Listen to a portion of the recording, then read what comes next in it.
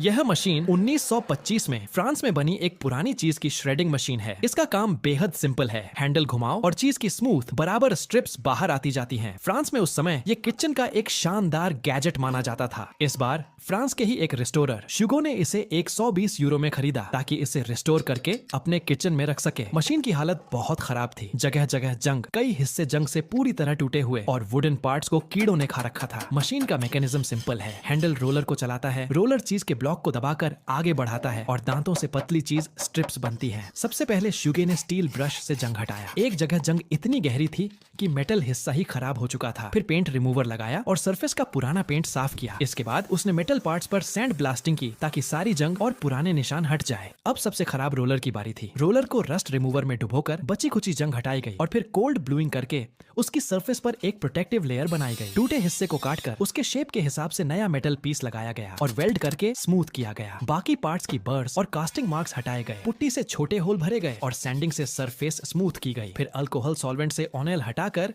Grey white primer के 2 coat लगाए गए। प्राइमर सूखने के बाद वेट सैंडिंग हुई और फिर कैंडी रेड कलर का टॉप कोट लगाया गया, जिसके ऊपर एक क्लियर कोट डालकर शाइन और प्रोटेक्शन बढ़ाई गई। दांतों वाले रोलर को पूरी तरह पॉलिश किया गया और अल्ट्रासोनिक क्लीनर से साफ किया गया ताकि हर गैप में फंसा ऑयल और डर्ट निकल जाए। इसके बाद उस पर निकल प्लेटिंग की गई, जिससे एक शाइनी और एंटी रस्ट लेयर बन गई। वुडन हैंडल्स पर पुराने कीड़े के निशान थे, लेकिन वुड का नेचुरल टेक्सचर अच्छा लग रहा था, इसलिए उन्हें भरा नहीं गया। सिर्फ सैंडिंग और वुड वैक्स से उन्हें स्मूथ और प्रोटेक्टेड किया गया। मशीन के लिए एक नया वुडन बेस भी बनाया गया, शेप में काटा, एजेस स्मूथ किए, स्क्रू होल्स बनाए और वुड वैक्स से फिनिश दी गई। अब सारे पार्ट्स असेंबल हुए। चीज का इतिहास बस संक्षेप में इतना कि पुराने समय से लोग इसे ट्रैवल फ्रेंडली और लॉन्ग लास्टिंग फूड की तरह इस्तेमाल करते आए हैं और धीरे धीरे ये दुनिया में फैल गया। असेंबली के बाद मशीन एकदम नई और क्लासी दिखने लगी। टेस्टिंग में चीज का एक छोटा टुकड़ा डालकर हैंडल घुमाया, चीज बहुत स्मूथ और बराबर स्ट्रिप्स में निकलने लगी।